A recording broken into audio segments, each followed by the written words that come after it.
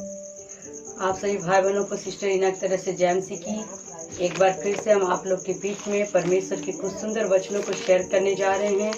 तो आइए हम परमेश्वर के कलाम से आज वचनों को देखेंगे। मत्ती की इंजील उसका 26 का 41 पद पढ़ेंगे। जागते रहो और प्रार्थना करते रहो कि तुम परीक्षा में न पड़ो। हालेलुया। तो मेरे प्रियो, आज हम वचनों को देख रहे हैं जैसे प्रभु यीशु मसीह ने अपने चेलों को कहा कि जागते रहो और प्रार्थना करते रहो ताकि तुम परीक्षा में ना पड़ो।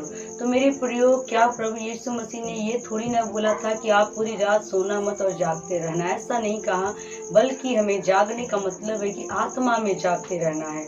आत्मा में हमें सोना नहीं है, क्योंकि प्रभु यीशु मसीह कह रहा है कि आत्मा में तुम जागते रहो और प्रार्थना करते रहो कि तुम परीक्षा में ना पड़ो। जैसा कि मेरे प्रियो, आज बहुत सारे विश्वासी हैं और वो क्या करते हैं, हर पल वो प्रार्थना भी नहीं करते, दुआ नहीं करते, वचन नहीं पढ़ते और वो आत्मा में सो चुके हैं। तो सचमुच उनके ऊपर भारी विपत्ति, भारी बीमारियां, कष्ट, मुसीबतें जब आ जाती है तो उस समय वो क्या होते, प्रभु से दूर हो जाते हैं। वो परीक्षा जब आती है तो वो सामना नहीं कर पाते हैं, क्योंकि कारण क्या है कि वो जागते नहीं और प्रार्थना नहीं करते हैं। यहाँ तक कि प्रभु यीशु मसीह खुद आप मनुष्य के रूप में जब संसार में आया तो उन्होंने खुद वो 40 दिन का उपवास रखा और प्रार्थना में वो एनी टाइम रहते थे। दोपहर, सुबह, शाम वो पहाड़ों पर भी जाकर एकांत में प्रार्थना करते थे। वो खुद प्रार्थना करते थे और इसलिए जब शैतान उनकी परीक्षा लेने लगा तो प्रभु यीशु मसीह ने वचनों के द्वारा उस परीक्षा में सफल हो गए और शैतान को डांटा तो तीसरी बार वो भाग गया। तो मेरे प्रियो, जब प्रभु यीशु मसीह को शैतान ने नहीं छोड़ा तो हमको और आपको क्या वो छोड़ेगा? नहीं छोड़ेगा। इसलिए हमें प्रार्थना करने की बहुत ज़्यादा आवश्यकता है। हम देखते हैं कि बाइबल के अंदर जिस तरीके से हम डैनियल नबी के बारे में देखते हैं, डैनियल नबी 3 टाइम प्रार्थना करने वाला परमेश्वर का दास था और उसके ऊपर भी लोगों ने विरोध किया और प्रार्थना के कारण सताव किया। परीक्षा आ गई और परीक्षा की घड़ी में जब उसको राजा ने आज्ञा दिया कि जो प्रार्थना करते हुए पकड़ा जाएगा उसे शेरों की मांद में डाल दिया जाएगा। और लेकिन मेरे प्रियो, डैनियल शेर की मांदों से नहीं डरा, शेर से नहीं डरा, बल्कि वो परमेश्वर से डर रहा था। उसने प्रार्थना करना नहीं छोड़ा और वो जागते रहा और प्रार्थना करते रहा। तो उसका अजर मिला कि जब डैनियल शेर की मांद में गया तो शेरों ने भी अपना मुंह बंद कर लिया।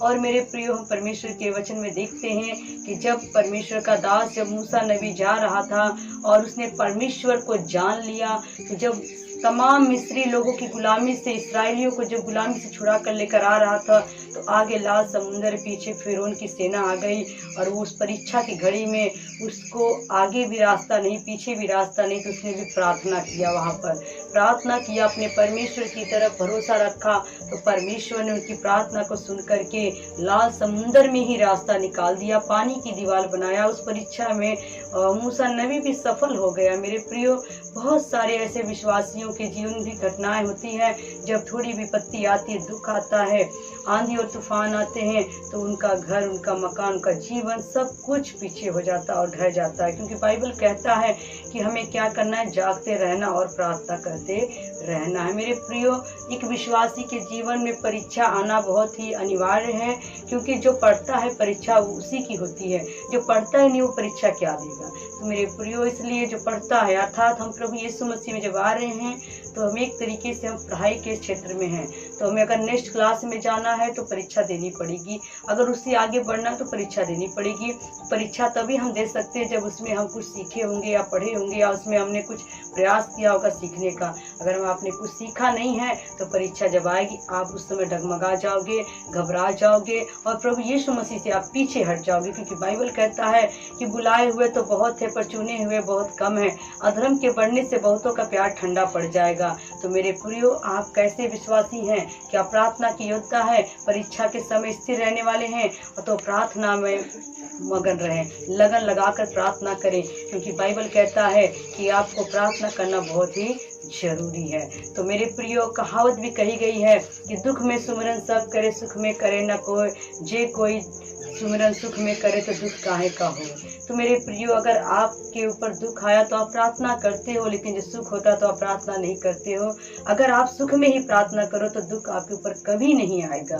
तो मेरे प्रियो, अगर आप चाहते हो कि आपके जीवन में हमेशा खुशहाली बनी रहे, आशीष बनी रहे, प्रभु की दया बनी रहे, तो आप भी जागते रहो, प्रार्थना करते रहो कि तुम परीक्षा में ना पड़ो। आइए हम इस वचनों के लिए प्रार्थना करेंगे और परमेश्वर से कहें, प्रभु मुझे भी आत्मा में जागने की समर्थ दे। धन्यवाद करते मेरे प्रेमी परमेश्वर, दयालु और सामर्थ्य परमेश्वर पिता, आज के सुंदर कलाम के द्वारा प्रभु ने सीखा। प्रभु जी, आपका पिता परमेश्वर वचन कहता कि जागते रहो, प्रार्थना करते रहो कि तुम परीक्षा में ना पड़ो। पिता सचमुच पिता, जो बहुत सारे लोग पिता परमेश्वर, मूसा भी जाग कर प्रार्थना करता रहा, डैनियल ने किया, दाऊद ने किया परमेश्वर, प्रभु जी सतरक मेसक अबेदनगो ने जाकर प्रार्थना किया, आपने उन्हें सबको संभाला पिता, उन्हें पतरस को पिता संभाला, प्रभु जी प्रेरितों को संभाला मेरे परमेश्वर पिता। आप खुद शैतान को पिता परमेश्वर परीक्षा की घड़ी डांटे और भाग गया मेरे पिता, क्योंकि प्रार्थना के आप सब योद्धा थे मेरे पिता।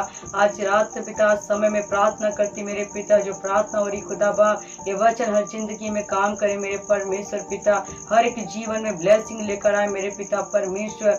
ये कलीसिया पिता जो ऑनलाइन देख रहे मेरे पिता, भाई बहन बुजुर्ग जवान बच्चे पिता, प्रभु यीशु वो भी आत्मा में जागे मेरे पिता परमेश्वर और प्रार्थना करे पिता की परीक्षा के समय ये पिता परमेश्वर उसमें निकल जाए मेरे पिता, और आगे जीते और इनाम पा सके मेरे पिता परमेश्वर, आगे नेक्स्ट पिता परमेश्वर आगे बढ़ सके मेरे पिता। तो दया कर प्रभु, कृपा कर, अनुग्रह कर पिता, अपनी आत्मा में जागरूक कर मेरे पिता। जितने ने दुआ सुनी पिता, उनकी जिंदगी में वचन काम करे मेरे पिता। ओ पिता पुत्र पवित्र आत्मा की अगुवाई हर एक जीवन में मांगते प्रभु, दया करो, कृपा करो, यीशु नाम जलाल पाए, प्रभु यीशु मसीह नासरी के नाम से मांग लेते, आमीन।